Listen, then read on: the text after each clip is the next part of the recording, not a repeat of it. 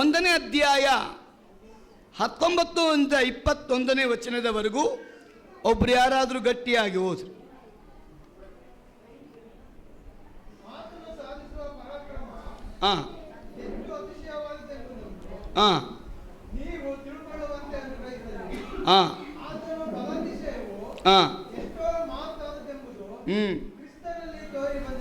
ದೇವರಿಗೆ ಸ್ತೋತ್ರ.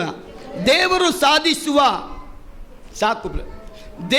ಸಾಧಿಸುವ ಪರಾಕ್ರಮ ಬಲವನ್ನ ನೀವು ತಿಳಿದುಕೊಳ್ಳ್ರಿ ಅಂತ ಭಕ್ತನಾದ ಪೌಲನು ಬರೀತಾನೆ.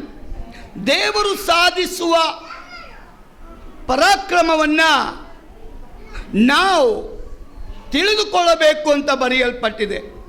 ಎಫೆಸರ್ 3:16 ನಾವು ನೋಡುವಾಗ, ನೀವು ದೇವರಾತ್ಮನ ಮೂಲಕ ಅಂತರ್ಯದಲ್ಲಿ ವಿಶೇಷ ಬಲ ಹೊಂದಿದವರಾಗುವ ಹಾಗೆ, ವಿಶೇಷವಾದ ಬಲವನ್ನ ಹೊಂದಿ ಕೊಳ್ಳಬೇಕಂತ ಭಕ್ತನಾದ ಪೌಲನು ಬರೀತಾನೆ. ಅದರ ಅರ್ಥ ದೇವರಾತ್ಮನು ಮನುಷ್ಯನ ಒಳಗಿನ ಆತ್ಮನ ಶಕ್ತಿಯಾಗಿದ್ದಾನೆ ಅಂತ. ವಿಶ್ವಾಸಿಯ ಒಳಗಡೆ ದೇವರಾತ್ಮನು ಇದ್ದುಕೊಂಡು ಪರಲೋಕದ ಪರಾಕ್ರಮವನ್ನ ಭೂಲೋಕದಲ್ಲಿ ತೋರಿಸುವುದಕ್ಕೆ ಅವನು ಇಷ್ಟವುಳ್ಳವನಾಗಿದ್ದಾನೆ.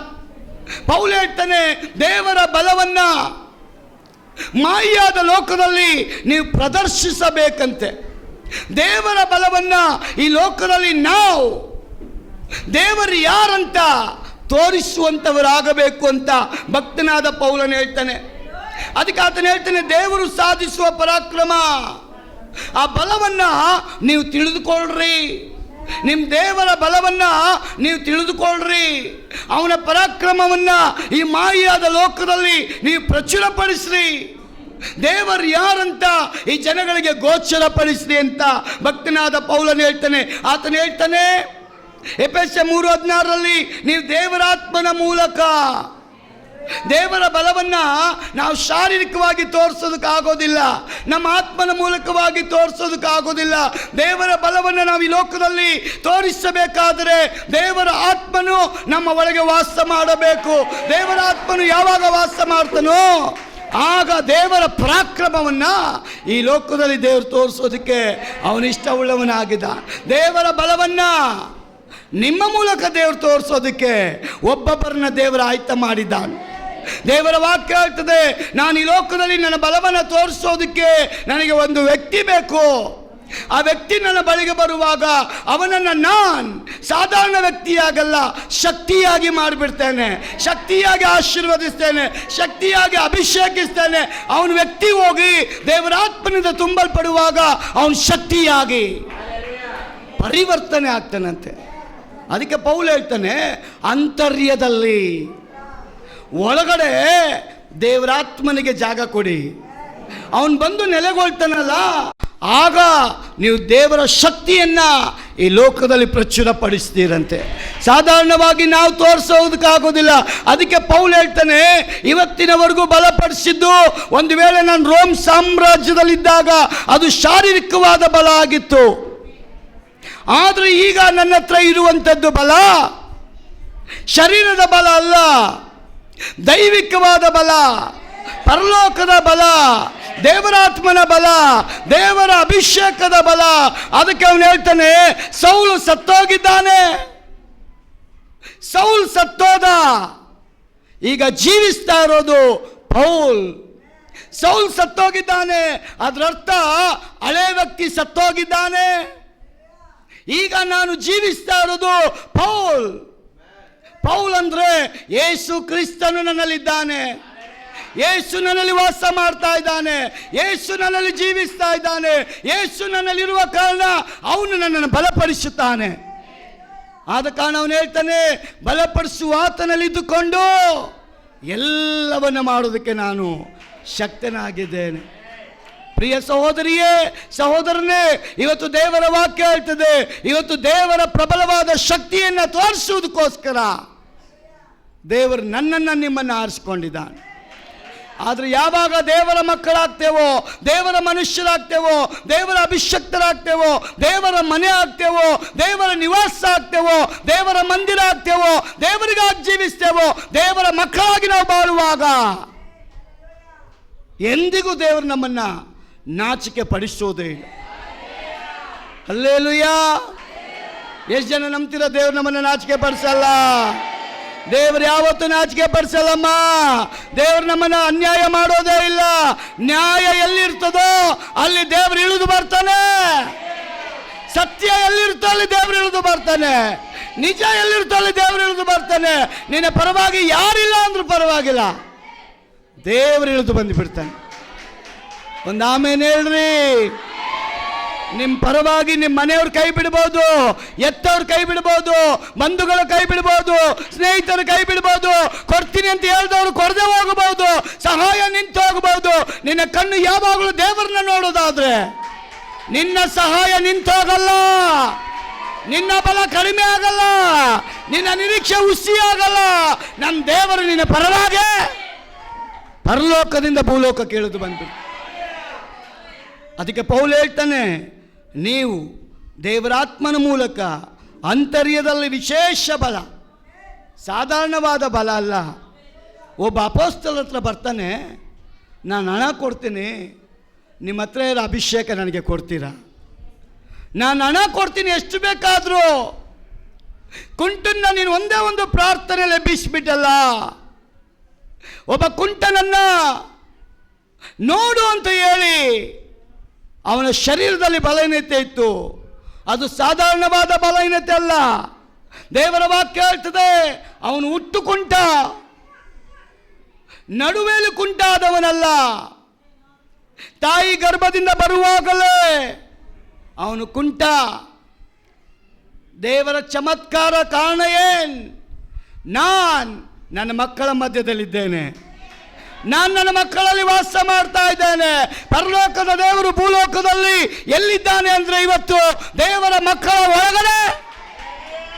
ದೇವರ ಮಕ್ಕಳ ಒಳಗಡೆ ಯಾರು ದೇವರ ಮಕ್ಕಳಾಗಿದ್ದೀರೋ, ದೇವರ ಮಂದಿರವಾಗಿದ್ದೀರೋ, ದೇವರ ಅಭಿಷಕ್ತರಾಗಿದ್ದೀರೋ, ದೇವರಿಗಾಗಿ ಜೀವಿಸ್ತಾ ಇದ್ದೀರೋ, ದೇವರನ್ನೇ ಹಗಲು ರಾತ್ರಿ ದೃಷ್ಟಿಸುವವರ ಒಳಗಡೆ.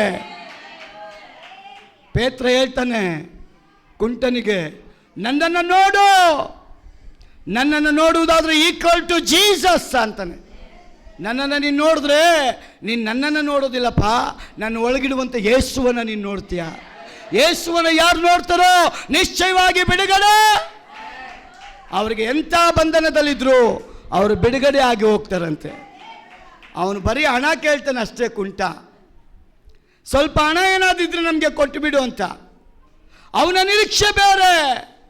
ಅದಕ್ಕೆ ಪ್ರವಾದಿ ಯೆಶಾಯನು ಹೇಳ್ತಾನೆ, ನಿಮ್ಮ ಆಲೋಚನೆ ದೇವರ ಆಲೋಚನೆ ಅಲ್ಲ, ನಿಮ್ಮ ಮಾರ್ಗ ದೇವರ ಮಾರ್ಗ ಅಲ್ಲ. ಇವತ್ತು ಮನುಷ್ಯನೇ ನಾವು ಚೇಂಜ್ ಆಗಬೇಕಾಗಿದೆ.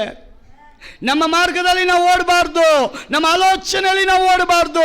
ಕರೆಯಲ್ಪಟ್ಟ ದೇವರಿಗೆ ಕೇಳಬೇಕು, ನನ್ನ ವಿಷಯದಲ್ಲಿ ನಿನ್ನ ಆಲೋಚನೆ ಏನ್? ಪ್ರವಾದಿ ಹೇಳ್ತಾನೆ, ಇವತ್ತು ದೇವರ ಆಲೋಚನೆ ನಿಮ್ಮ ಆಲೋಚನೆ ಆಗಬೇಕು. ದೇವರ ಮಾರ್ಗ ನಿಮ್ಮ ಮಾರ್ಗ ಆಗಬೇಕು. ಎಲ್ಲರೂ ದೇವರ ಮಾರ್ಗದಲ್ಲಿ ನಡೆಯಕ್ಕಾಗಲ್ಲ. ಬೈ ಗಾಡ್ ಗ್ರೇಸ್ ದೇವರು ನಿಮ್ಮನ್ನು ಆರಿಸ್ಕೊಂಡಿದ್ದ. ಕರಗಲ್ ತಡಿ ದೇವರನ್ನ ಮಹಿಮೆ ಪಡಿಸ್ರಿ. ಬೈ ಗಾಡ್ ಗ್ರೇಸ್, ದೇವರ ಕೃಪೆ. ದೇವರ ಕೃಪೆ ಇವತ್ತು ಕ್ರಿಸ್ತನ ಮೂಲಕ ನಮ್ಮ ಮೇಲೆ. ಅದಕ್ಕೆ ದೇವರು ಎಲ್ಲೋ ಇದ್ದ ನಮ್ಮನ್ನ, ಹೇಗೋ ಇದ್ದ ನಮ್ಮನ್ನ, ಯಾರೋ ಆಗಿದ್ದ ನಮ್ಮನ್ನ ಕ್ರಿಸ್ತನ ಮೂಲಕ ನನ್ನ ಮಕ್ಕಳು. ಇವತ್ತು ಎತ್ತವರೇ ಹೇಳೋದಿಲ್ಲ ನಮಗೆ ನಮ್ಮ ಮಕ್ಕಳು ಅಂತ. ಆದರೆ ನನ್ನ ದೇವರು ಹೇಳ್ತಾನೆ, ಕೆಟ್ಟು ಹೋದ ನಮ್ಮನ್ನು, ಪಾಪಿಗಳಾದ ನಮ್ಮನ್ನು, ಮೋಸವಾದ ನಮ್ಮನ್ನು, ಅವನ ಆಜ್ಞೆಗಳನ್ನು ಪರಿಪಾಲನೆ ಮಾಡದೇ ಇರತಕ್ಕ ನಮ್ಮನ್ನು ನೀನು ನನ್ನ ಮಗ, ನೀನು ನನ್ನ ಮಗಳು ಅಂತ ಕರೀತೀವಿ. ನಾವು ಹೇಗೆ ನಡೀತಾ ಇದ್ದೇವೆ ನಮ್ಮನ್ನು ಪರೀಕ್ಷೆ ಮಾಡ್ರಿ. ಭಕ್ತನಾದ ಪೌಲ್ ಹೇಳ್ತಾನೆ, ನಾನು ಅಳುಬ ಸತ್ತೋಗಿದ್ದೀನಿ, ಇವಾಗ ನಾನು ಹೊಸಬ.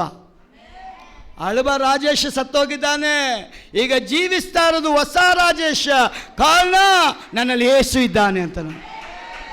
ಅವನು ಹೇಳ್ತಾನೆ, ಹಳಬ ಸತ್ತೋಗಿದ್ದಾನೆ, ಅವಾಗ ಹೊಡಿತಾ ಇದ್ದೆ ನಿಜ, ಬೈತಾ ಇದ್ದೆ ನಿಜ, ಎದುರಿಸ್ತಾ ಇದ್ದೆ ನಿಜ, ವಿರುದ್ಧವಾಗಿದ್ದ ನಿಜ, ಕ್ರೈಸ್ತ ವಿರುದ್ಧವಾಗಿ ನಿಲ್ಲಲ್ಪಟ್ಟ ವ್ಯಕ್ತಿ ನಾನೇ.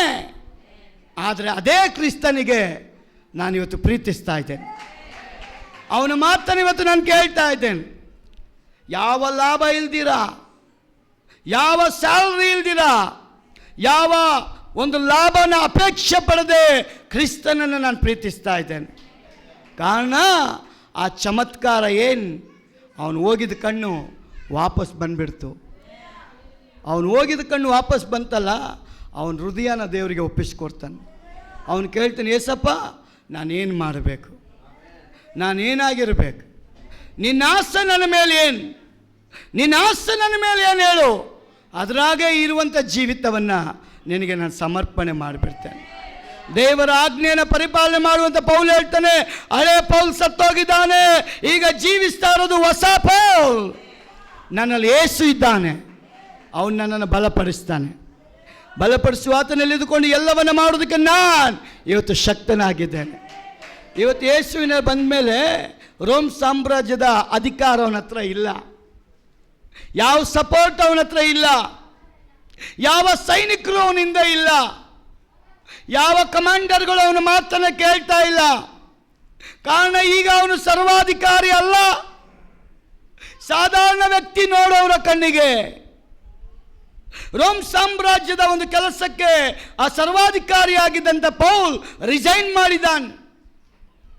ನಾನು ಯೇಸುವಿನ ಮೇಲೆ ನಂಬಿಕೆ ಇಟ್ಟ ನಿಮಿತ್ತವಾಗಿ ಈ ಕೆಲಸಕ್ಕೆ ನಾನು ಬರೋದಿಲ್ಲ. ಅವನ ಚಕ್ರಾಧಿಪತಿ ಮುಂದೆ, ಮಂತ್ರಿಗಳ ಮುಂದೆ, ಸೈನಿಕರ ಮುಂದೆ, ಅವರ ಕೆಂಗಣ್ಣಿಗೆ ಕಾರಣಕರ್ತನಾದ ಪೌಲ್ ಅವರೆಲ್ಲರ ಕಣ್ಣಿಗೆ ಅವನು ಕೆಟ್ಟವನಾಗಿದ್ದಾನೆ. ಆದರೆ ದೇವರ ದೃಷ್ಟಿಯಲ್ಲಿ ಉತ್ತಮನಾದ ಸೇವಕನಾಗಿದ್ದಾನೆ. ಅದು ದೇವರ ವಾಕ್ಯ ಹೇಳ್ತದೆ, ಯಾವತ್ತೂ ತನ್ನ ಹೃದಯವನ್ನು ಯೇಸುವಿಗೆ ಸಮರ್ಪಣೆ ಮಾಡಿದ್ರು ಆ ದಿನವೇ ಪರಲೋಕದ ದೇವರಾತ್ಮನು ಅವನ ಒಳಗೆ ಪ್ರವೇಶ ಮಾಡ್ತಾನೆ.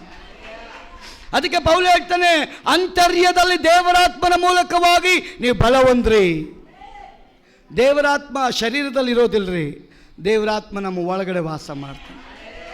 ಆ ದೇವರಾತ್ಮ ಒಳಗೆ ವಾಸ ಮಾಡುವಂಥವ್ರು ಏನು ಮಾಡ್ತಾರೆ ಅಂದರೆ, ಯಾರಿಗೂ ನಾಚಿಕೆ ಪಡೋದಿಲ್ಲ, ದೇವರಿಗಾಗಿ ಅವ್ರು ಜೀವಿಸ್ತಾರೆ, ದೇವರಿಗಾಗಿ ಬದುಕ್ತಾರೆ, ದೇವರಿಗಾಗಿ ಬಾಳ್ತಾರೆ. ಯೇಸುವಿನ ನಾಮವನ್ನು ಹಗಲು ರಾತ್ರಿ ಜಪಿಸಿ ಯಥಾರ್ಥವಾಗಿ ದೇವರ ಮುಂದೆ ಕಾಣಲ್ಪಡ್ತಾರೆ. ಪೌಲ್ ಅವನ ಲೈಫಲ್ಲಿ ಎಲ್ಲವನ್ನ ಕಂಡಂಥ ವ್ಯಕ್ತಿ. ಅಧಿಕಾರ ಕಂಡಿದ್ದಾನೆ, ಹಣ ಕಂಡಿದ್ದಾನೆ, ಸಂಪತ್ತು ಕಂಡಿದ್ದಾನೆ, ಬಂಧು ಬಳಗವನ್ನು ಕಂಡಿದ್ದಾನೆ, ಇಡೀ ಎಲ್ಲವನ್ನ ಕಂಡಂಥ ವ್ಯಕ್ತಿ. ಅವನೆಲ್ಲವನ್ನ ತ್ಯಜಿಸಿ ಯೇಸುವಿಗಾಗಿ ಜೀವಿಸ್ತಾ ಇದ್ದಾನೆ. ಅವನು ಹೇಳ್ತಾನೆ, ನೀವು ದೇವರಾತ್ಮನ ಮೂಲಕ ಅಂತರ್ಯದಲ್ಲಿ ವಿಶೇಷ ಬಲ ಹೊಂದಿದವರಾಗುವ ಹಾಗೆ. ಅದರರ್ಥ ದೇವರಾತ್ಮನು ಮನುಷ್ಯನ ಒಳಗಿನ ಆತ್ಮನ ಶಕ್ತಿ ಆಗಿದ್ದಾನಂತ. ಅದೇ 1 ಕೊರಿಂಥ 16-13 ವಚನದಲ್ಲಿ ಪೌಲ ಹೇಳ್ತಾನೆ, ಎಚ್ಚರವಾಗಿರಿ. ಓದ್ರಿ ಯಾರಾದರೂ, ಎಚ್ಚರವಾಗಿರಿ,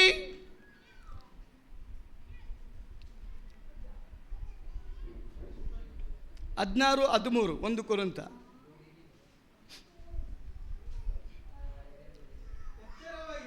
ಎಚ್ಚರವಾಗಿರಿ,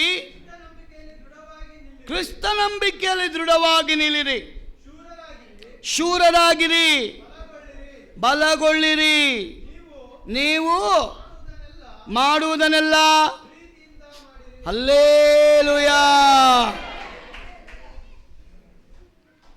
ಆಶೀರ್ವಾದವಾಗಿದೆಯಾ? ನನಗೆ ಗೊತ್ತಿಲ್ಲ. ಇವತ್ತು ಬೆಳಗ್ಗೆ ದೇವರು ಹೇಳ್ತಾರೆ, ಇವತ್ತು ನಿನಗೆ ಕೊಡೋ ಸಂದೇಶ ಜನರನ್ನು ಬಲಪಡಿಸ್ಬೇಕು. ಅವರ ಒಳಗಡೆ ನನ್ನ ಆತ್ಮನ ನಾನು ತುಂಬಿಸ್ತೇನೆ, ಅವ್ರನ್ನ ನಾನು ಎಬ್ಬಿಸ್ತೇನೆ, ಅವ್ರನ್ನ ನಾನು ಆಶೀರ್ವದಿಸಿ ಅನ್ಯ ಜನಗಳ ಮಧ್ಯದಲ್ಲಿ ಶೂರರಾಗಿ ಮಾಡ್ತೇನೆ. ಅನ್ಯ ಜನಗಳ ಮಧ್ಯದಲ್ಲಿ ಶೂರರಾಗಿ ಅನ್ನೋದು ಸುಲಭವಾದ ವಿಷಯ ಅಲ್ಲ. ಶೂರರು ಅಂದರೆ ನೀವು ಯುದ್ಧ ಮಾಡೋ ವಿದ್ಯೆಗಳನ್ನ ಕಲ್ತ್ಕೊಂಡು ಬಂದು ನಿಂತ್ಕೊಳ್ಳೋದಲ್ರಿ. ದೇವರಿಗೆ ಒಳಪಟ್ಟರೆ ಸಾಕು, ದೇವರ ಆತ್ಮ ನಿಮ್ಮೊಳಗೆ ಬಂದರೆ ಸಾಕು. ಎಷ್ಟು ಸಾವಿರ ಜನ ಬಂದರೂ ನಿಮ್ಮಲ್ಲೇ ಇರತಕ್ಕ ಆತ್ಮ ಎದುರೋದೇ ಇಲ್ಲ. ಅದಕ್ಕೆ ದೇವರ ವಾಕ್ಯದಲ್ಲಿ ದಾವೀದನು ಹೇಳ್ತಾನೆ, ಬಲಗಡೆಯಲ್ಲಿ ನಿನ್ನ ಮಗ್ಗುಲಲ್ಲಿ 1000, ಬಲಗಡೆಯಲ್ಲಿ 10,000 ಜನ ಬಂದ್ರು, ಸತ್ತೋದ್ರು, ನೀನ್ ಸಾಯಲ್ಲ. ಹಲ್ಲೆಲೂಯಾ. ಮಗ್ಗುಲಲ್ಲಿ 1000, ಬಲಗಡೆಯಲ್ಲಿ 10,000 ಜನ ಸತ್ತೋದ್ರು, ದೇವರಾತ್ಮನಿರುವಂಥ ವ್ಯಕ್ತಿ ಸಾಯಲ್ಲ. ದೇವರಾತ್ಮನ ಬಲ ಸಾಯಲ್ಲ, ದೇವರಾತ್ಮನು ಸಾಯಲ್ಲ, ದೇವರಾತ್ಮನನ್ನು ನಿವಾಸ ಮಾಡಿಕೊಂಡಂಥ ವ್ಯಕ್ತಿ ಸಾಯಲ್ಲ. ಒಂದು ಆಮೇನ್ ಹೇಳ್ರಿ, ಆಮೇನ್ ಹೇಳ್ರಿ. ಪ್ರಿಯ ಸಹೋದರಿಯೇ, ಪೌಲನ ಮೇಲೆ ಬಂದಂಥ ಆತ್ಮ ದೇವರ ಆತ್ಮ. ಯೇಸು ಹೇಳ್ತಾನೆ, ಯಾರೆಲ್ಲ ಅಪ್ಪ ತಂದೆ ಅಂತ ಕರೀತಾರೋ ಆಗಲೇ ನನ್ನ ಆತ್ಮ ಅವ್ರ ಮೇಲೆ ಬಂದ್ಬಿಡ್ತಾನೆ. ಅಪ್ಪ ತಂದೆ ಅಂತ ಯಥಾರ್ಥವಾಗಿ ಕರೀತಾರೋ ಆಗ ದೇವರ ಆತ್ಮ ಅವರ ಮೇಲೆ ಬಂದ್ಬಿಡ್ತಾನೆ. ಆದ ಕಾರಣ ದೇವರ ವಾಕ್ಯ ಹೇಳ್ತದೆ, ಎಚ್ಚರವಾಗಿರಿ, ಕ್ರಿಸ್ತ ನಂಬಿಕೆಯಲ್ಲಿ ನೀವು ದೃಢವಾಗಿ ನಿಲ್ರಿ. ಯಾರು ಕ್ರಿಸ್ತ ನಂಬಿಕೆಯಲ್ಲಿ ನಿಲ್ಲಕ್ಕೆ ಹೋಗ್ತಾರೋ ಅವ್ರನ್ನ ಶತ್ರು ಅಳ್ಳಾಡ್ಸೋಕ್ಕೆ ಇಷ್ಟಪಡ್ತಾರೆ. ದೇವರಾತ್ಮ ಇದ್ದರೆ ಶತ್ರು ಅಳ್ಳಾಡ್ತಾನೆ, ವಿಶ್ವಾಸಿ ಅಳ್ಳಾಡೋದಿಲ್ಲ. ಹಲ್ಲೆಲೂಯಾ. ಅರ್ಥ ಆಗುತ್ತಾ? ದೇವರಾತ್ಮ ಇದ್ದವನು ಏನು ಮಾಡೋದಿಲ್ಲ, ಶೇಕ್ ಆಗಲ್ಲ. ಶೇಕ್ ಮಾಡಕ್ಕೆ ಬಂದವನು ಶೇಕ್ ಆಗೋಗ್ಬಿಡ್ತಾನ್ರಿ. ಕಾರಣ ಏನಂದ್ರೆ, ನಿಮ್ಮ ಒಳಗೆ ವಾಸ ಮಾಡೋ ಆತ್ಮ ಈ ಲೋಕದ ಆತ್ಮ ಅಲ್ಲ, ಪರಲೋಕದ ಆತ್ಮ. ಸಾಧಾರಣವಾದ ಆತ್ಮ ಅಲ್ಲ, ಬಲದ ಆತ್ಮ, ಶಕ್ತಿಯ ಆತ್ಮ, ಮಹಿಮೆ ಆತ್ಮ, ಅಭಿಷೇಕದ ಆತ್ಮ, ಎಲ್ಲವನ್ನ ತಲೆಕೆಳಗೆ ಮಾಡೋ ಆತ್ಮ. ನಿಮ್ಮಲ್ಲಿ ವಾಸ ಮಾಡುವ ಆತ್ಮ ಶತ್ರುವಿನ ಪ್ಲ್ಯಾನ್ನ ಉಲ್ಟಾ ಮಾಡಿಬಿಡ್ತದೆ. ಶತ್ರು ಭಾಳ ಪ್ಲ್ಯಾನ್ ಮಾಡ್ಕೊಂಡು ಬರ್ತಾನೆ ನಮ್ಮನ್ನು ಮುಳುಗಿಸ್ಬೇಕಂತ. ಅದು ಸರ್ವಜ್ಞಾನಿ ಶತ್ರು ಅಲ್ಲ, ಸರ್ವಜ್ಞಾನಿ ನಿಮ್ಮೊಳಗೆ ವಾಸ ಮಾಡೋದೇವು. ಸರ್ವಜ್ಞಾನಿ ಯಾರ್ರೀ? ನನ್ನಲ್ಲಿ ವಾಸ ಮಾಡುವಂಥ ದೇವರು. ಆ ದೇವರ ಮುಂದೆ ಯಾರೇ ಬಂದು ನಿಂತ್ಕೊಂಡ್ರು ಅವ್ರನ್ನ ಪ್ಲ್ಯಾನ್ ದೇವ್ರ ತಲೆ ಕೆಳಗೆ ಮಾಡಿಬಿಡ್ತಾನಂತೆ. ಯಾವಾಗ? ನೀತಿವಂತನಾಗಿ ನೀನಿರುವಾಗ, ನೀತಿವಂತನಾಗಿ ಪ್ರಾರ್ಥನೆ ಮಾಡುವಾಗ. ಅದಕ್ಕೆ ವಾಕ್ಯ ಹೇಳ್ತದೆ, ನೀತಿವಂತನ ಅತ್ಯಾಸಕ್ತಿಯುಳ್ಳ ಪ್ರಾರ್ಥನೆ ವೆರಿ ಸ್ಟ್ರಾಂಗ್, ಅದು ವೀಕ್ ಆಗಲ್ಲ, ಬಲವಾಗಿರ್ತದಂತೆ. ಅವನಿಗೆ ಊರ ಮೇಲೆ ಊರು ಬಿದ್ದರೂ ನೀತಿವಂತ ಮಾತ್ರ ದೇವರ ಸ್ವರಕ್ಕೆ ಕಾಯ್ತಾ ಇರ್ತಾನೆ. ಅದಕ್ಕೆ ಭಕ್ತನಾದ ಪೌಲ ಹೇಳ್ತಾನೆ, ಎಚ್ಚರವಾಗಿರಿ, ಕ್ರಿಸ್ತ ನಂಬಿಕೆಯಲ್ಲಿ ದೃಢವಾಗಿ ನಿನ್ರಿ.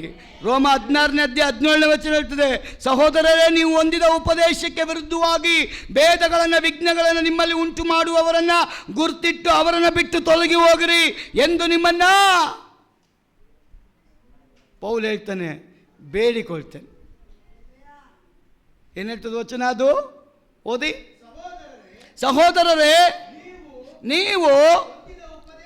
ನೀವು ಹೊಂದಿದ ಉಪದೇಶಕ್ಕೆ ವಿರೋಧವಾಗಿ ಭೇದಗಳನ್ನು, ವಿಘ್ನಗಳನ್ನು ನಿಮ್ಮಲ್ಲಿ ಉಂಟು ಮಾಡುವವರನ್ನು ಗುರುತಿಟ್ಟು ಅವರನ್ನು ಬಿಟ್ಟು ತೊಲಗಿ ಹೋಗಿರಿ ಎಂದು ನಿಮ್ಮನ್ನ ಒಂದು ಹಲ್ಲೆಲೂಯಾ. ಕೀರ್ತನೆ 133 ಒಂದು ಹೇಳ್ತದೆ, ಬಾಯಿಪಾಠ ಆಗಿರ್ಬೇಕು. ಏನು ಹೇಳ್ತದದು? ಬಾಯಿಪಾಠ ಅಂದರೆ ನೀವು ಕಲ್ತಿರ್ಬೇಕು ಅಂತ ನಾನು ಹೇಳಿದ್, ನೀವು ನನಗೆ ಹೇಳುವಂತಲ್ಲ ಹೇಳ್ತಾರೆ. ಸಹೋದರರು ಒಂದಾಗಿರ್ಬೋದು. ಸಹೋದರರು ಒಂದವ್ರು ಅಂದ್ಬಿಟ್ಟು ಸಹೋದರಿಯರು ಒಂದಾಗಿರಬಾರ್ದಲ್ಲ. ಸಹೋದರ ಸಹೋದರಿ ಯಾವಾಗ ಒಂದು ಯೂನಿಟಿ ಆಗಿರ್ತಾರೋ ಅಲ್ಲಿ ಸ್ಟ್ರಾಂಗ್. ಅಲ್ಲಿ ದೇವ್ರ ವಾಕ್ಯ ಹೇಳ್ತಾನೆ, ಸಹೋದರ ಸಹೋದರಿ ಯಾವಾಗ ಒಂದಾಗಿರ್ತಿರೋ ಅಲ್ಲಿ ಜೀವ, ಆಶೀರ್ವಾದವನ್ನ ನಾನಿಟ್ಟಿದ್ದೇನೆ. ಹಲ್ಲೆಲೂಯಾ. ಇಲ್ಲಿ ಪೌಲ ಹೇಳ್ತಾನೆ, ಸಹೋದರರೇ, ನೀವು ಹೊಂದಿದ ಉಪದೇಶಕ್ಕೆ ವಿರುದ್ಧವಾಗಿ. ನೀವಿವತ್ತು ಯಾರು ಉಪದೇಶ ಹೊಂದ್ಕೊಳ್ತಾ ಇದ್ದೀರಾ? ಯೇಸು ಸ್ವಾಮಿ ಆಡಿದ ಉಪದೇಶವನ್ನು ನಾವೆಲ್ಲ ಕೇಳ್ತಾ ಇದ್ದೀವಿ. ನಾವು ಯಾರ ಜೊತೆ ಇಜ್ಜೋಡಾಗಬಾರ್ದು? ಇಜ್ಜೋಡು ಯಾರ ಜೊತೆ ಆಗಬಾರ್ದು? ಅನ್ಯರ ಜೊತೆ. ಅಂದರೆ ಸ್ನೇಹ ಮಾಡಬಾರ್ದು ಅಂತಲ್ಲ, ಅವರ ಬೋಧನೆಗಳನ್ನು ಯಾವ ಕಾರಣಕ್ಕೂ ನಾವು ಒಳಗೆ ಸ್ವೀಕಾರ ಮಾಡಬಾರ್ದು. ಅದಕ್ಕೆ ಯಾರ ಜೊತೆ ನಾವು ಇಜ್ಜೋಡಾಗಿರಬೇಕು? ಕ್ರೈಸ್ತ ಜನರೊಂದಿಗೆ, ವಿಶ್ವಾಸಗಳೊಂದಿಗೆ ಒಬ್ಬರನ್ನೊಬ್ರು ಬೂಸ್ಟ್ ಮಾಡಬೇಕಂತೆ, ಒಬ್ಬರನ್ನೊಬ್ರು ಎಚ್ಚರಿಸಬೇಕಂತೆ, ಒಬ್ಬರನ್ನೊಬ್ರು ಬಲಪಡಿಸಬೇಕಂತೆ, ಒಬ್ರು ಬಿದ್ದೋಗುವಾಗ ಅವ್ರು ಕೈ ಕೊಟ್ಟು ಎತ್ತಬೇಕಂತೆ. ಇದನ್ನು ನಾವೇನು ಮಾಡ್ತಾ ಇಲ್ಲ. ಇವತ್ತು ಶತ್ರುಗೆ ಕಿವಿ ಕೊಟ್ಟ ನಿಮಿತ್ತ ನಾವು ಒಂದಾಗ್ತಾ ಇಲ್ಲ, ದುಷ್ಟ ಒಂದಾಗ್ತಾವನೆ. ಅದರ ಅಂತ್ಯದಲ್ಲಿ ಜಯ ಸಿಗೋದು ದೇವರಿಗೆ.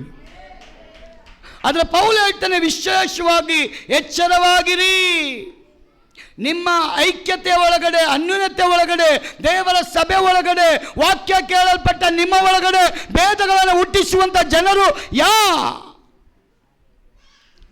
ಅವರಿಗೆ ಗೊತ್ತಿಲ್ಲ ಪಾಪ, ವೀಕ್ ಆಗಿರ್ತಾರೆ.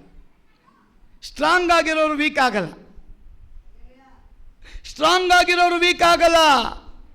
ದೇವರಾತ್ಮನಿರೋರು ವೀಕ್ ಆಗಲ್ಲ, ದೇವರ ಬಲವನ್ನು ಹತ್ತುಕೊಂಡವ್ರು ವೀಕ್ ಆಗಲ್ಲ, ಅಭಿಷೇಕಿಸಲ್ಪಟ್ಟವ್ರು ವೀಕ್ ಆಗಲ್ಲ, ದೇವರನ್ನ ನೋಡೋರು ವೀಕ್ ಆಗಲ್ಲ, ದೇವರ ಮುಖ ಕಾಣೋರು ವೀಕ್ ಆಗಲ್ಲ, ದೇವರೊಂದಿಗೆ ನಡೆಯತಕ್ಕವರು ವೀಕ್ ಆಗಲ್ಲ.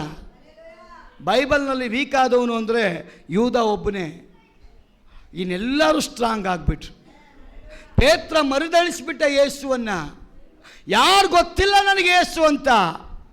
ಆದರೂ ದೇವರು ಒಂದು ಸೈಕಲ್ ಗ್ಯಾಪಲ್ಲಿ ಅವನಿಗೆ ಅವಕಾಶ ಕೊಟ್ಟರು. ಅವನು ಎಚ್ಚೆತ್ಕೊಂಡ್ಬಿಟ್ಟ, ಸ್ವಾಮಿ ನನ್ನ ಕ್ಷಮಿಸು. ಅದಕ್ಕೆ ಯೇಸು ಕೇಳ್ತಾರೆ, ಪೇತ್ರನೇ ನನ್ನನ್ನು ನೀನು ಪ್ರೀತಿ ಮಾಡ್ತೀಯಾ? ಮೂರನೇ ಸಲ ಹೇಳ್ತಾನೆ, ಏಸಪ್ಪ ನನ್ನ ಹೃದಯವನ್ನು ನೀನು ಓದಿದ್ಯಲ್ಲ, ನನ್ನ ಹೃದಯವನ್ನು ನೀನು ತಿಳಿದವನಾಗಿದೆಯಲ್ಲ, ಆದ ಕಾರಣ ನಾನು ಏನ್ ಅಂತ ನೀನು ಬಲ್ಲವನು ಸ್ವಾಮಿ. ಪ್ರಿಯ ಸಹೋದರಿ, ನಾವೆಷ್ಟೋ ಸಲ ಯೇಸುನ ಮರದಳಿಸಿರ್ಬೋದು, ಯೇಸುವಿಗೆ ವಿರುದ್ಧವಾಗಿ ಮಾತಾಡಿರಬಹುದು, ಆರಾಧನೆಗೆ ವಿರುದ್ಧವಾಗಿ ಮಾತಾಡಿರಬಹುದು, ಸಂದೇಶಕ್ಕೆ ವಿರುದ್ಧವಾಗಿ ಮಾತಾಡಿರಬಹುದು, ಆಲಯಕ್ಕೆ ವಿರುದ್ಧವಾಗಿ ಮಾತಾಡಿರಬಹುದು, ನಮ್ಮ ಸಹೋದರ ಸಹೋದರಿಗೆ ವಿರುದ್ಧವಾಗಿ ನಾವು ಮಾತಾಡಿರಬಹುದು.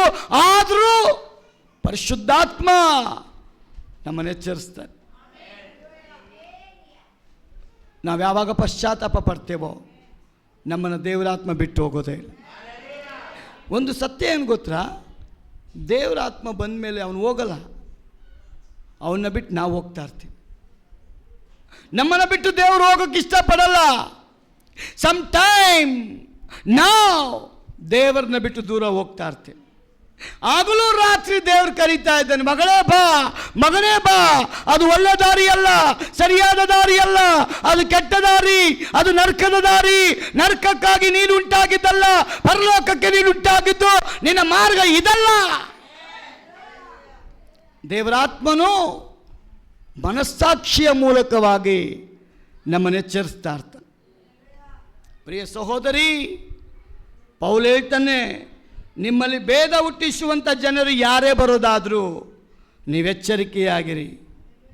ನಮ್ಮ ತಂದೆನೇ ಬರ್ಬೋದು, ನಮ್ಮ ತಾಯಿನೇ ಬರ್ಬೋದು, ಅಣ್ಣ ಬರ್ಬೋದು, ತಮ್ಮ ಬರ್ಬೋದು, ಅಕ್ಕ ತಂಗಿ ಯಾರೇ ಬರ್ಬೋದು. ಆ ದೇವರನ್ನ ಬಿಟ್ಟು ಬಾ. ನಿನಗೆ ಆಸ್ತಿ ಕೊಡ್ತೇವೆ, ಬಂಗಾರ ಕೊಡ್ತೇವೆ, ಕೆಲಸ ಕೊಡಿಸ್ತೇವೆ, ಮನೆ ಕಟ್ಕೊಡ್ತೇವೆ, ಬದುಕೋಕೆ ಅವಕಾಶ ಮಾಡಿಕೊಡ್ತೇವೆ. ಆ ದೇವರನ್ನ ಬಿಟ್ಟು ಬಾ. ಚಂಚಲ ನಮ್ಮ ಹೃದಯ, ನಮಗೆ ಟೆನ್ಷನ್ ಆಗುತ್ತೆ ಯಾರ ಕಡೆ ನಾವು ಹೋಗ್ಬೇಕಂತ. ಅದು ದೇವರ ವಾಕ್ಯ ಹೇಳ್ತದೆ, ನನ್ನ ನಿಮಿತ್ತವಾಗಿ ನೀವೇನೆಲ್ಲ ಕಳ್ಕೊಳ್ತೀರೋ ಅದೆರಡರಷ್ಟನ್ನು ನೀವು ಹೊಂದ್ಕೊಳ್ತೀರಂತ. ನನ್ನ ನಿಮಿತ್ತವಾಗಿ ಕಳ್ಕೊಂಡಿದ್ಯಾ? ಕ್ರಿಸ್ತನ ನಿಮಿತ್ತ ಕಳ್ಕೊಂಡಿದ್ಯಾ? ಕ್ರಿಸ್ತನ ನಿಮಿತ್ತ ಬಿಟ್ಟು ಬಂದಿದ್ಯಾ? ಯಾರನ್ನ ಬಿಟ್ಟು ಬಂದಿದ್ಯೋ ಡಬ್ಬಲ್ ಆಗಿ ದೇವರು ಕೊಡಲಿಕ್ಕೆ ಶಕ್ತನಾಗಿದ್ದ. ಪ್ರಿಯ ಸಹೋದರಿ, ಯೇಸು ಮನುಷ್ಯರಂತೆ ಎರಡು ಮಾತಿನವನಲ್ಲ. ಅವನೇನು ಹೇಳ್ತಾನೋ ನೀನು ಲೈಫಲ್ಲಿ ಅದು ಮಾಡೇ ಮಾಡ್ತಾನೆ. ಅದಕ್ಕೆ ದೇವರ ವಾಕ್ಯ ಹೇಳ್ತದೆ, ದೇವರ ಬಾಯಿಂದ ಬಂದ ಮಾತು ಆಶೀರ್ವಾದ ಮಾಡದ ಹೊರತು ಸುಮ್ಮನೆ ಹಿಂದಿರುಗೋದಿಲ್ಲ ಅಂತೆ. ನಾವು ಯಾವಾಗ ದೇವರ ಒಂದೊಂದು ಮಾತನ್ನು ಪ್ರೀತಿಯಿಂದ ಅಕ್ಸೆಪ್ಟ್ ಮಾಡ್ಕೊಳ್ತೇವೋ ದೇವ್ರ ಶಕ್ತಿ ನಿನ್ನ ಮೇಲೆ ಇರ್ತದೆ. ಪ್ರಿಯ ಸಹೋದರ ಸಹೋದರಿ, ದೇವರ ವಾಕ್ಯ ಹೇಳ್ತದೆ, ಇವತ್ತು ಪೌಲ್ ನಮ್ಗೆ ಎಚ್ಚರಿಸ್ತಾ ಇದ್ದಾನೆ, ಸಹೋದರರೇ ಎಚ್ಚರವಾಗಿರಿ, ಕ್ರಿಸ್ತ ನಂಬಿಕೆಯಲ್ಲಿ ದೃಢವಾಗಿ ನಿಂತ್ಕೊಳ್ರಿ ಅಂತ. ಇವತ್ತು ಎಷ್ಟೊಂದು ಜನ ಕ್ರಿಸ್ತ ನಂಬಿಕೆಯಲ್ಲಿ ನಿಂತ್ಕೊಳ್ಳೋಕ್ಕಾಗ್ತಾ ಇಲ್ಲ. ತುಂಬ ಕಷ್ಟ ಆಗ್ತಾ ಇದೆ ಅವರಿಗೆ.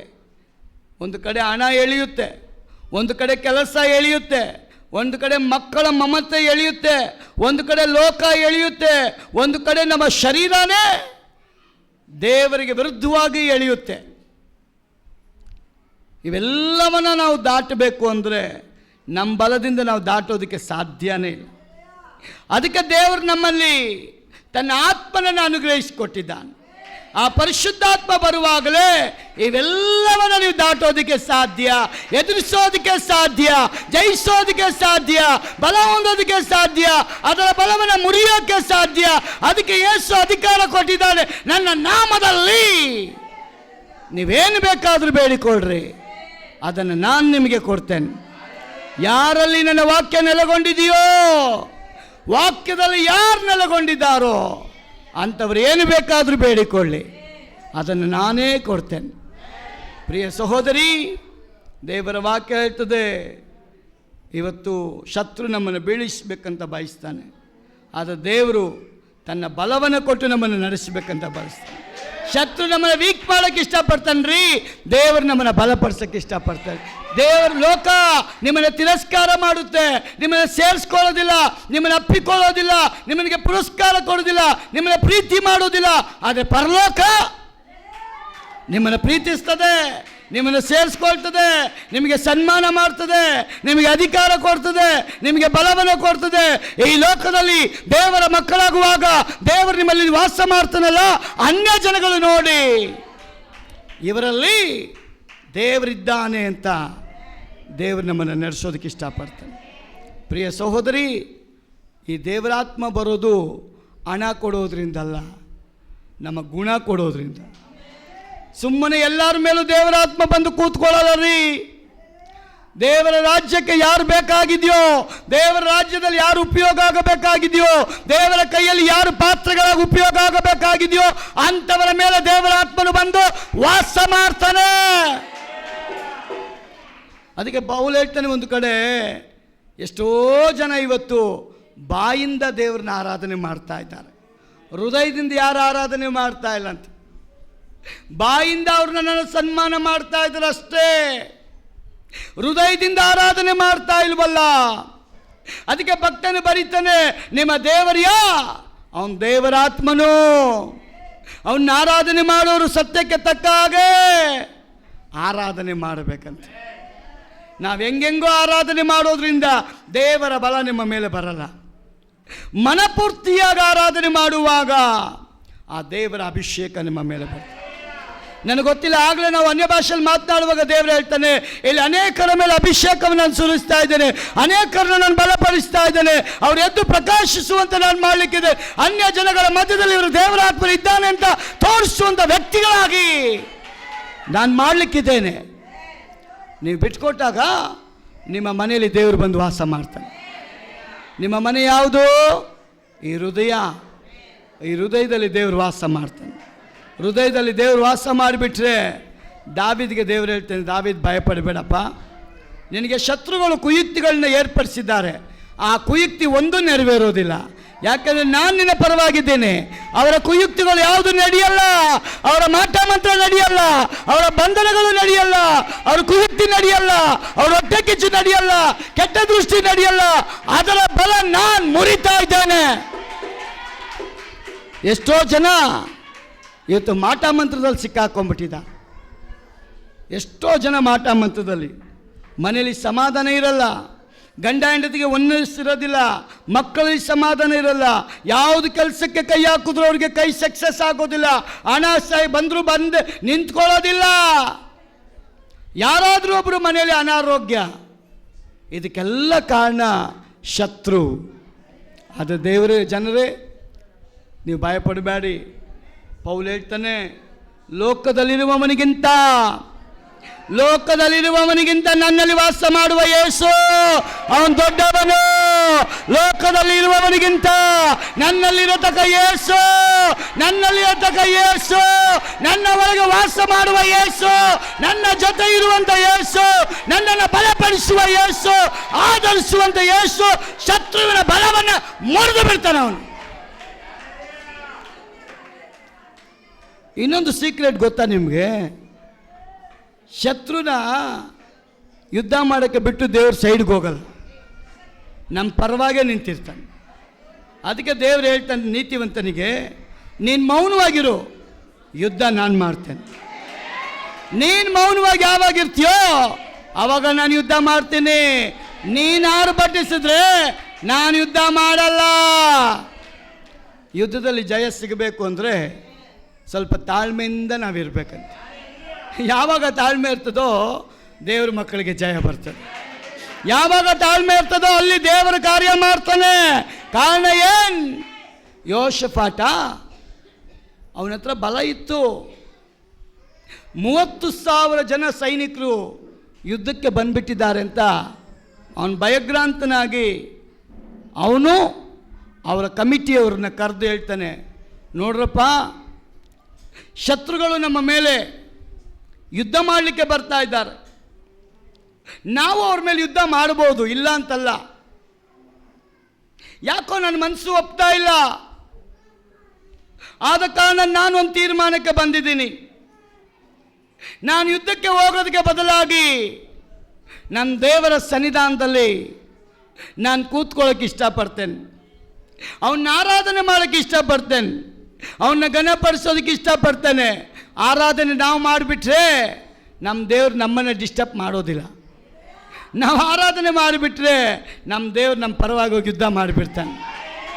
ನಾವು ಆರಾಧನೆ ಸೆಲೆಕ್ಟ್ ಮಾಡಿಕೊಂಡ್ರೆ, ದೇವ್ರನ್ನ ಹೊಗಳೋದು ಸೆಲೆಕ್ಟ್ ಮಾಡಿಕೊಂಡ್ರೆ, ದೇವ್ರ ಮುಂದೆ ಕೂತ್ಕೊಳ್ಳೋದು ಸೆಲೆಕ್ಟ್ ಮಾಡಿಕೊಂಡ್ರೆ ನಮ್ಮ ದೇವ್ರು ನಮ್ಮನ್ನು ಅವನು ಗಾಬರಿ ಪಡಿಸೋದಿಲ್ಲ, ನಮ್ಮನ್ನು ಡಿಸ್ಟರ್ಬ್ ಮಾಡೋದಿಲ್ಲ. ನಮಗೆ ವಿರುದ್ಧವಾಗಿ ಎದ್ದಿರುವಂಥ ವೈರಿಗಳ ಮುಂದಾಗಿ ಅವನೇ ಹೋಗಿ ಜಯವನ್ನು ತರ್ತಾನೆ. ಯೋಷಫಾಟ ದೇವರ ಬಲವನ್ನು ಅರ್ತಿದ್ದ. ದೇವರ ಬಲ ಸಾಧಾರಣವಾದ ಬಲ ಅಲ್ಲ. ಈ ಲೋಕದಲ್ಲಿ ಯಾವ ಬಲನ ಬಲ ಥರ ಇಲ್ಲ. ದೇವರ ಬಲ ದೊಡ್ಡ ಬಲ. ಆ ಬಲದ ಮುಂದೆ ಯಾರೂ ನಿಲ್ಲಕ್ಕೂ ಆಗೋದಿಲ್ಲ. ಅಂಥ ಬಲವನ್ನು ಆರಿಸ್ಕೊಂಡು ಅವನು ಹೇಳ್ತಾನೆ, ನಾವೆಲ್ಲರೂ ದೇವರಲ್ಲಿ ಕೂತ್ಕೊಂಡು ಆರಾಧನೆ ಮಾಡೋಣ. ನೀವು ಆರಾಧನೆ ಮಾಡ್ತಾರ್ರಿ, ಮುಗಿವಾಗಲೇ ದೇವ್ರ ರಿಸಲ್ಟ್ ತರ್ತಾನೆ. ಶತ್ರುಗಳು ಸತ್ತೋಗಿದ್ದಾರೆ, ಶತ್ರುಗಳು ಅಪಜಯಕ್ಕೆ ಒಳಗಾಗಿದ್ದಾರೆ, ಶತ್ರುಗಳನ್ನು ದೇವರು ಲಯಪಡಿಸಿದ್ದಾನೆ ಅಂತ ನನ್ನ ಲೈಫಲ್ಲಿ ದೇವರು ಅದನ್ನು ಮಾಡಿದ್ದಾನೆ. ಅದೇ ದೇವರು ಇವತ್ತಿಗೂ ಜೀವಂತವಾಗಿದ್ದಾನೆ. ನಿಮ್ಮ ಮನೆಗಳಲ್ಲೂ ಅದನ್ನು ಮಾಡಲಿಕ್ಕೆ ದೇವರು ಶಕ್ತನಾಗಿದ್ದಾನೆ. ಆದ ಕಾರಣ ಭಕ್ತನಾದ ಪೌಲ ಹೇಳ್ತಾನೆ, ದೇವರು ಸಾಧಿಸುವ ಪರಾಕ್ರಮ ಬಲವನ್ನು ವಿಶ್ವಾಸಿಗಳು ತಿಳಿದುಕೊಳ್ಬೇಕಂತೆ. ಹಲ್ಲೆಲೂಯಾ. ಸ್ವಲ್ಪ ವರ್ಷಗಳ ಹಿಂದೆ ಚೆನ್ನೈ ಪ್ರಾಂತ್ಯದಲ್ಲಿ ಸುನಾಮಿ ಬಂದ್ಬಿಡ್ತು. ಸುನಾಮಿ ಕೇಳಿದ್ರಲ್ಲ? ಸುನಾಮಿ ಗೊತ್ತಾ? ಸುನಾಮಿ ಅಂದ್ರೆ ಏನು? ಇವತ್ತವರೆಗೂ ಯಾರೂ ಕೇಳೇ ಇರಲಿಲ್ಲ. ಈಗ ಸ್ವಲ್ಪ ವರ್ಷದಲ್ಲಿ ನಾವು ಕೇಳ್ದೋ. ಸುನಾಮಿ ಎಲ್ಲಿ ಪ್ರಾರಂಭ ಆಗೋದು? ಸಮುದ್ರದಲ್ಲಿ. ಆ ಸುನಾಮಿನ ಈ ಜನ ಪ್ರಪಂಚದಲ್ಲಿ ಮೊದಲನೇ ಬಾರಿ ನೋಡಿದ್ದು ಹೆಂಗೆ ಅಂದರೆ, ಸಮುದ್ರದ ನೀರು ಎಷ್ಟೋ ಮೀಟ್ರ್ವರೆಗೂ ಮೇಲೆ ಹಾರಿ ಕೆಳಗೆ ಹೋಗದೆ ಆ ಊರನ್ನೇ ಕೊಚ್ಕೊಂಡು ಹೋಗ್ಬಿಡ್ತು. ಅದರಲ್ಲಿ ಭಯಂಕರ ಜನ ಸತ್ತೋಗ್ಬಿಟ್ರು. ಆಸ್ತಿ ಪಾಸ್ತಿಗಳೆಲ್ಲ ನಷ್ಟ ಆಗಿ ಹೋಯ್ತು. ಅದನ್ನು ಇಡೀ ನಾವು ಪೇಪರ್ನಲ್ಲಿ, ಟಿ ವಿನಲ್ಲಿ ಎಲ್ಲರೂ ನೋಡಿದ್ದೇವೆ, ಕೇಳಿದ್ದೇವೆ. ಒಂದು ಪ್ರಾಂತದಲ್ಲಿ ಸುನಾಮಿ ಎದ್ದಾಗ ಅಲ್ಲಿ ಒಂದು ಜೋಪಡಿ ಹಾಕಿಕೊಂಡು ಒಂದು ಅಜ್ಜಿ ವಾಸ ಮಾಡ್ತಾ ಇದ್ರಂತೆ. ಸುನಾಮಿ ಬರುತ್ತೆ ಅಂತ ಸರ್ಕಾರದವರು ಒಂದು ದಿನಕ್ಕೆ ಮುಂಚೆ ಮಾತ್ರ ಒಂದು ಅನೌನ್ಸ್ಮೆಂಟ್ ಕೊಟ್ಟಿದ್ರಂತೆ. ಈ ಅಜ್ಜಿಗೆ ದಿಕ್ಕಿಲ್ಲ, ನಾನು ಈ ಮನೆ ಖಾಲಿ ಮಾಡ್ಕೊಂಡು ಎಲ್ಲಿ ಹೋಗಬೇಕಂತ. ಹೋಗೋದ್ರೊಳಗೆ ಸುನಾಮಿ ಅಲೆ ಬಂದುಬಿಡ್ತು. ಬಂದುಬಿಟ್ಟಾಗ ನೋಡ್ರಿ ಎಂಥ ಒಂದು ಕೃಪೆ. ಆಕೆ ದೇವರಲ್ಲಿ ಬಹಳ ಪ್ರಾರ್ಥನೆ ಮಾಡುವಂಥ ಒಂದು ವಿಶ್ವಾಸಿ. ಅವಳಿಗೆ ಯಾರಿಲ್ಲ. ಅಂಥ ಸಂದರ್ಭದಲ್ಲಿ ಆ ಒಂದು ಪುಸ್ತಕದಲ್ಲಿ ಅವರು ಬರೀತಾರೆ, ನನ್ನ ಪ್ರಾರ್ಥನೆ ನಮ್ಮ ದೇವರು ಕೇಳಿ ಸುನಾಮಿಯ ಮೂಲಕವಾಗಿ ಊರೇ ಕೊಚ್ಕೊಂಡು ಹೋಯಿತು. ದೊಡ್ಡ ದೊಡ್ಡ ಶ್ರೀಮಂತರ ಮನೆಗಳು ಕೊಚ್ಕೊಂಡು ಹೋಯಿತು. ಆದರೆ ಭಕ್ತಳ ಮನೆಯನ್ನು ದೇವರು ಸುರಕ್ಷತೆ ಮಾಡಿದಂತೆ. ಭಕ್ತರ ಮನೆಯನ್ನ ಮುಳುಗಿ ಹೋಗದಂತೆ, ನಾಶವಾಗದಂತೆ, ಸತ್ತು ಹೋಗದಂತೆ. ಸುನಾಮಿ ಬಂದರೂ ನಿಮ್ಮ ನಂಬಿಕೆ ಅಲಗಾಡ್ದು ಹೋದ್ರೆ ನನ್ನ ದೇವರು ಅದರಿಂದ ಬಿಡುಗಡೆ ಮಾಡಿಬಿಡ್ತಾರೆ. ಒಂದು ಆಮೇಲೆ ಹೇಳ್ರಿ. ಎಷ್ಟು ಜನ ನಂಬ್ತೀರಾ ಇದು ನನ್ನ ದೇವರಿಂದ ಸಾಧ್ಯ? ನನ್ನ ದೇವರಿಂದ ಸಾಧ್ಯ ಯಾವಾಗ?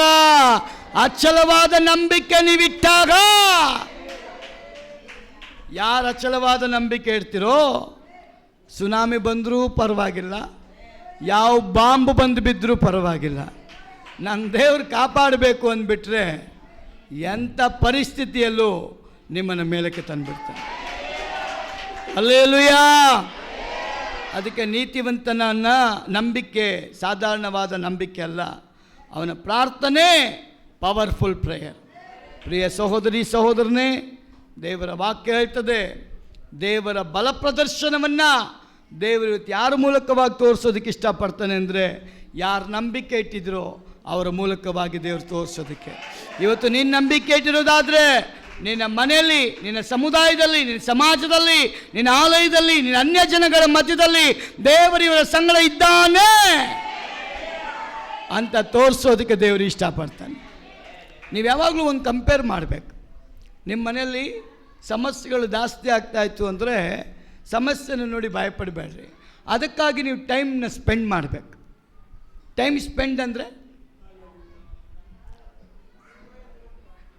ಸ್ಪೆಂಡ್ ಅಂದರೆ ದೇವರಿಗಾಗಿ ಸಮಯನ ಬಿಟ್ಕೊಡ್ಬೇಕು. ಹೆಂಗೆ? At least 1 hour. ಬೆಳಗ್ಗೆ ಹೊತ್ತು ಕೆಲಸ ಅಂತೀರಾ, ಬೆಳಗ್ಗೆನೇ ಹೋಗಬೇಕು ಬ್ರದರ್ ಅಂತೀರಾ, ಎಷ್ಟು ಗಂಟೆಗೆ ಮಲ್ಕೊಳ್ತೀರಾ? ಒಂದು 11. ಈಗ ಯಾರು 10 ಗಂಟೆಗೆ ಮಲಗಲ್ಲ, ಎಲ್ಲ 12 ಗಂಟೆ ಮೇಲೆ ಮಲಗೋದು. ಆ 12 ಗಂಟೆ ಮೇಲೆ ಮಲಗುವಾಗಲೇ ಎಲ್ಲ ಡಿಸ್ಟರ್ಬ್ನ ಯಾರೂ ಡಿಸ್ಟರ್ಬ್ ಮಾಡಿದಂಥ ಒಂದು ಟೈಮ್ನ ನೀವು ದೇವ್ರ ಸಮ್ಮುಖದಲ್ಲಿ ಕಳೀರಿ. 1 ಅವರ್ಗೆ ಬೇಕಾದ ಪವರ್ನ ದೇವ್ರು ಕೊಡ್ತಾನೆ. 1 ಅವರ್, ಎವ್ರಿ 1 ಅವರ್ 1 ವರ್ಷದ ಪವರ್ನ ದೇವರು ಅನುಗ್ರಹಿಸಿಕೊಡ್ತಾನೆ. ನಿಮ್ಮ ಪ್ರಾರ್ಥನೆಯಿಂದ ನಿಮ್ಮ ಬಲ ಕಡಿಮೆ ಆಗಲ್ಲಮ್ಮ.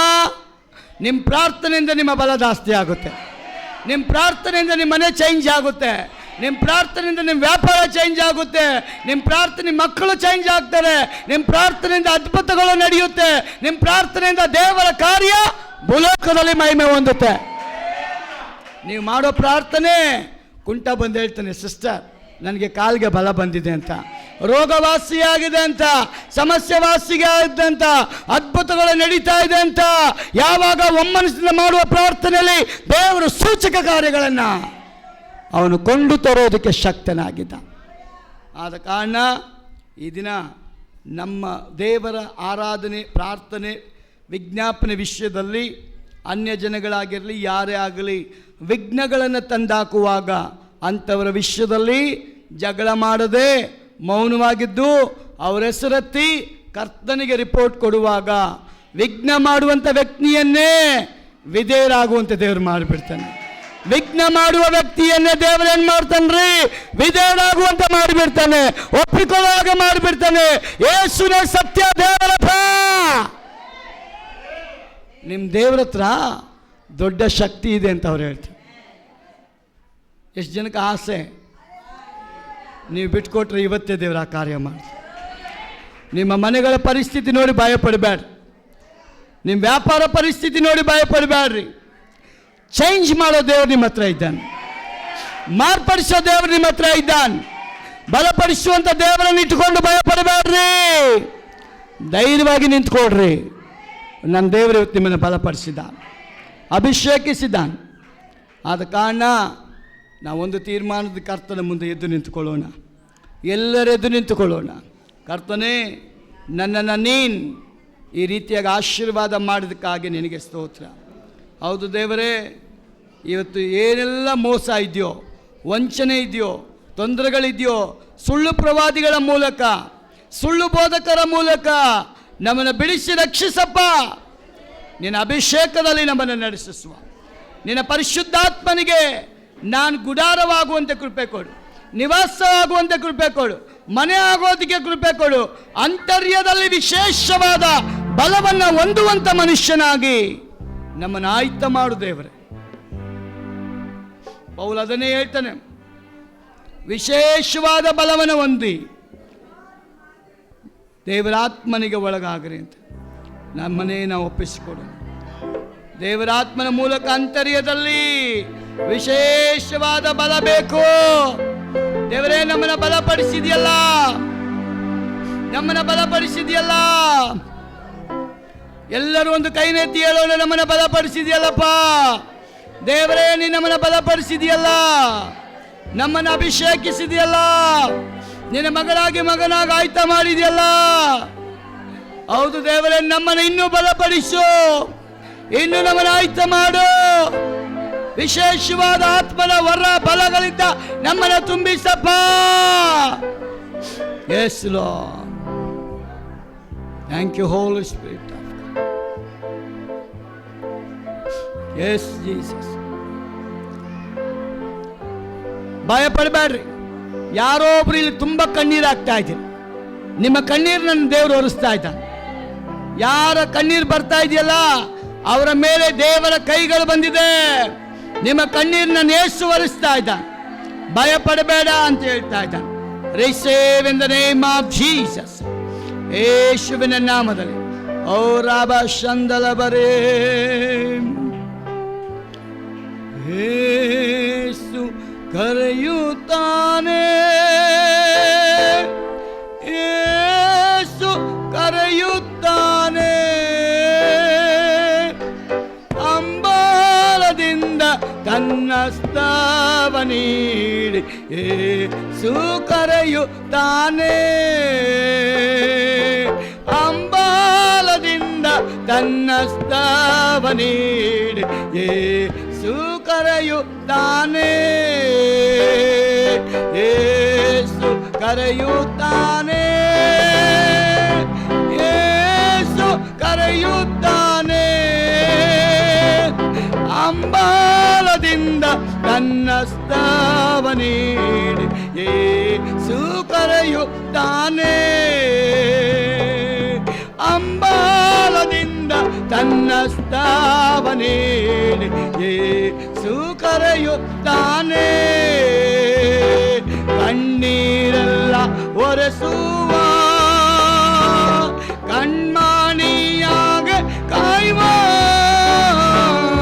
ಕಣ್ಣೀರೆಲ್ಲ ಒರೆಸುವ ಕಣ್ಮಣಿಯಾಗ ಕಾಯುವ. ಕಾರ್ಮೇಘದಂತೆ ಕಷ್ಟಗಳು ಬಂದಾರು ಕರಬಿಡಿದು ನಿನ್ನನ್ನು ಕಾಪಾಡುವ. ಕಾರ್ಮೋಡದಂತೆ ಕಷ್ಟಗಳು ಬಂದಾರು ಕರಬಿಡಿದು ನಿನ್ನನ್ನು ಕಾಪಾಡುವ. ಯೇಸು ಕರೆಯುತ್ತಾನೆ, ಯೇಸು ಕರೆಯುತ್ತಾನೆ. ಅಂಬಾಲದಿಂದ ತನ್ನ ಸ್ತವ ನೀಡಿ ಯೇಸು ಕರೆಯುತ್ತಾನೆ. ಅಂಬಾಲದಿಂದ ತನ್ನ ಸ್ತವ ನೀಡಿ ಯೇಸು ಕರೆಯುತ್ತಾನೆ. ಯೇಸು ಕರೆಯುತ್ತಾನೆ, ಯೇಸು ಕರೆಯುತ್ತಾನೆ. ಅಂಬಾಲದಿಂದ ತನ್ನ ಸ್ತವ ನೀಡಿ ಯೇಸು ಕರೆಯುತ್ತಾನೆ. ಅಂಬಾಲದಿಂದ ತನ್ನ ಸ್ತವ ನೀಡಿ ಯೇಸು ಕರೆಯುತ್ತಾನೆ. ಅಂಬಾಲದಿಂದ ತನ್ನ ಸ್ತವ ನೀಡಿ ಯೇಸು ಕರೆಯುತ್ತಾನೆ. ಹೌದು ಪ್ರೀತಿಯ ದೇವಜನರು, ಯೇಸು ನಮ್ಮೆಲ್ಲರನ್ನ ಕರೀತಾ ಇದ್ದ. ಅವನ ರಾಜ್ಯ ಕಟ್ಟುವುದಕ್ಕಾಗಿ, ಅವನ ಮಕ್ಕಳಾಗಿ ಜೀವಿಸುವುದಕ್ಕಾಗಿ. ಯಾರೆಲ್ಲ ಯೇಸುವಿನ ಕರೆಗೆ ಉಂಗೊಟ್ಟು, ದೇವರೇ ನನ್ನನ್ನು ನಿನ್ನ ಮಗನಾಗಿ ಅಭಿಷೇಕಿಸು. ಒಂದು ದಿನಕ್ಕೋಸ್ಕರ ಅಲ್ಲಪ್ಪ, ಈ ಜೀವ ಇರೋ ದಿನದ ತನಕ ನನ್ನನ್ನು ಅಭಿಷೇಕ ಮಾಡು. ಎಲ್ಲ ಮಹಿಮೆ ನಾವು ನಿನಗೆ ಸಲ್ಲಿಸ್ತೀವಿ. ವಿಶೇಷವಾಗಿ ದೇವ, ಈ ಆರಾಧನೆಯಲ್ಲಿ ಬಂದು ನಿನ್ನ ಆತ್ಮನಿಗೆ ನಾವು ಒಳಪಟ್ಟಾಗ ಈ ಲೋಕದಲ್ಲಿ ಕ್ರಿಸ್ತನ ಬಲ ಪ್ರದರ್ಶನ ಮಾಡುವಂತ ಮಕ್ಕಳಾಗಿ ನೀನು ನಮ್ಮನ್ನು ಆಶೀರ್ವದಿಸೋದಕ್ಕಾಗಿ ಸ್ತೋತ್ರ. ಯಾರೆಲ್ಲ ಈ ಆರಾಧನೆಗೆ ಕೂಡಿ ಬಂದಿದ್ದಾರೋ ಎಲ್ಲರನ್ನ ಹೆಸರಾಗಿ ನೀನು ಆಶೀರ್ವದಿಸು ಕರ್ತನೇ.